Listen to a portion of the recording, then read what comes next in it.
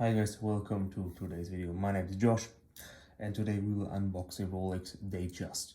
Now, a lot of you guys already know that I do have a watch business and I sell watches, which is my, you could say, full-time hustle. That being said, let's take a look what's in this box right now. So, unboxing a Rolex. Right? People always treat this like a special thing, which price point, yes. What you get, packaging wise, not so much, but it's still cool to do. So Rolex usually come in this really cheap looking box, which is just a cardboard box just to protect the watch. Case itself, which is in here, which is a little bit of wooden box. Most of you ever watch a Rolex video or ad or whatever, you know the Rolex green color. So slipping that off, we can see there's another box inside. This one is a wooden box, a green box made out of wood. Okay, so let's take that box for a minute, put aside. What else will be in here? Now, if you purchase the watch at an official Rolex store, you will get an official Rolex billing, but this is what's been paid for this watch at a gray market dealer, 17,490. So that's our money for this watch, totaling up to almost I would say if you round it up, it's pretty much pushing 18k, because it's gonna be about 17.6. It's a lot. It's just a fucking lot. So that being said, let's get this out of the way. Now let's move this in a cardboard box. Sorry, this outer cardboard box, the inner Rolex sign. Onto the main show. Okay, you got your wooden box right here. This is the wooden Rolex box in the Rolex green color. Got a little bit of a gold crown here. This is not real gold, don't worry, boys. You can flip this around and pretty much see the size of the box. It's the Oyster N, which suits this model. A bit of dirt on that box already. So definitely not a watch that has been just purchased. And we can take a look at the date in a minute. So that being said, let's just unbox it pretty quick. So what's in here? Of course, the main item. I hate when people review these watches and they just put this aside first, so we're not going to do that. It's just stupid. I mean, why'd you make your audience wait? So what's in this box as well is gonna be a little bit of shit you don't need. Basically, people use this kind of stuff as this is there's the Rolex Datejust manual, you could say. People use this as a kind of validation for the watch to be real. It's bullshit.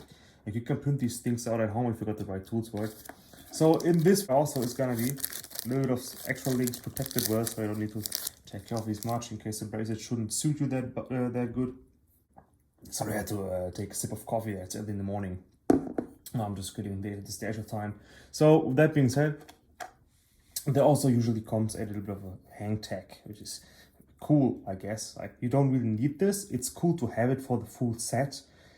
And what this basically is basically, as it says on the background, the certification of it being superlative chronometer, which these watches are certified chronometers. So it means that they have a really, really good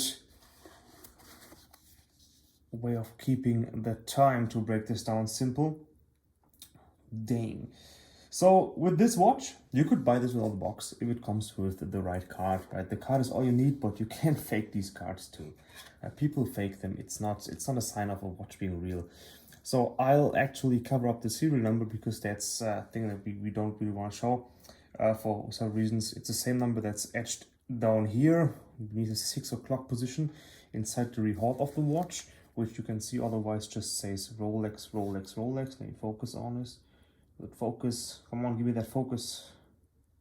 There it is. You can see above the little bit of a diamond settings on the dial, you can see that there's Rolex engraved into the inner ring of the bezel. This is the white gold bezel, but it's actually called the record.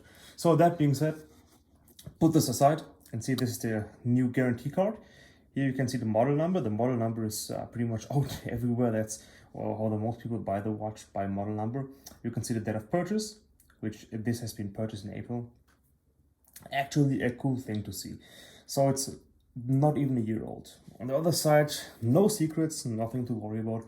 Is just a Rolex Guarantee International, which means the national guarantee is set down there, or basically translate for the not so smart people out there. So let's put all that shit aside and zoom in on the watch. So this is, ladies and gentlemen, this is the Rolex Datejust 41 millimeters with the diamond dial in rhodium, or what people call gray color, with the white gold bezel, Jubilee bracelet, beautiful diplomatic clasp, beautiful watch. It is really mesmerizing.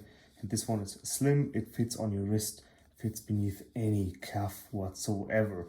So this is the most elegant way to wear a Datejust that has to have a little bit of flashy bling bling, which are these diamonds, but also still keeps the cool classic look of a Rolex Datejust. So in my opinion, this is a really good watch for the current zeitgeist on the actual business world.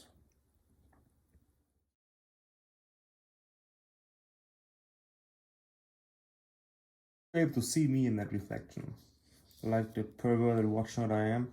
But this watch is really beautiful. And there's nothing more to say about that. It's a statement. This watch is beautiful. This is, in my opinion, the most coolest and most modern and most accurate way to have a watch that is all business, sporty and classy at the same time, and does not go under in the office or a club at the evening.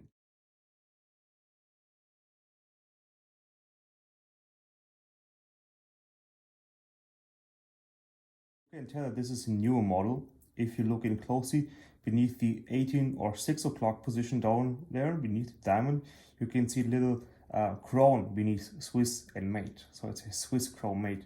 This actually indicates that this is a watch that is from the last couple of years, because Rolex at some point changed the design of the Swiss made.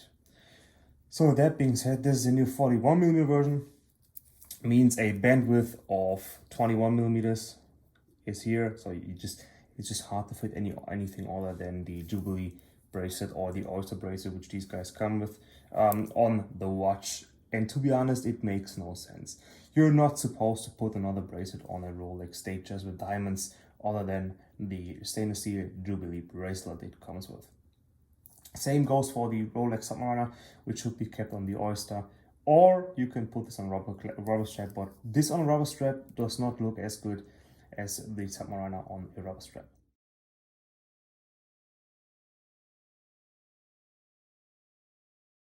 Now you can tell that on the wrist, this watch really hugs the wrist. It is really slim. The overall thickness of the watch, or height of the watch, people like to say it, is just beneath 12 millimeters. It's actually about 11.7 millimeters, which is a really slim watch. It is really, really tugging in nicely. And you can see my sleeve almost automatically goes over it. So you can see just height-wise, it will slip underneath that and be hidden for the public eye, or when it's cold out there, the watch is protected as well. With that being said, this watch used to cost you $17,000 with ease, right? During the height of the Rolex prices. Now, actually, this watch price changed a little bit for the better over the past couple months. And being in the industry, I can tell that this really is now a more fair price, more adjusted price, and not too high above the list price of the Rolex. I like how I just said of the Rolex, like a Rolex was an entity. But with that being said, this watch now is available for around $14,000 to $15,000, sometimes even less in really beat up state. This is not a really beat up watch. True, got some marks, but you can see on the clasp that there's a couple of scratches on there, which are really fairly easy to let being polished out. But then again, the watch has not been polished yet, and it has been worn for almost a year. So it's a good watch, good condition, and currently this one is listed for around $14,500. If you check all the gray mark dealers, you can see that the watch trades for up to $15,000, $16,000, $17,000, still with their margin being fairly high. That being said, you can now pick this watch up at every local AD for list price. If you wait a couple months, a couple days, sometimes lists and list prices, it's all fictional stuff before you actually get to go on a list and get a watch. Going on a list can take as little as a couple days for them to check your history and offer you a watch, or a couple of weeks for them to say, hey, let's wait, we got other customers we want to please first, and maybe we can make this guy buy some crap at our store. So that being said, if you walk into any AD, you can pick this watch up. I would say within 6 to 7 months, you'll get this watch. Waiting 6 to 7 months. I wouldn't say more is fair, because if you think about it, the more you wait, the more you're willing to spend. That's just how it is. And you're pretty much buying other watches for the compensation of not getting a Datejust yet. That being said, if you go to every gray market that has a shop somewhere or whatever, you can pick this watch up usually for just below 15k, so 14.5 is a really good price for this watch. That being said, we're speaking in euro here and not US dollars because I'm not based in America. That being said, this watch is great, and I hope you like this little video, and it's been fun to make.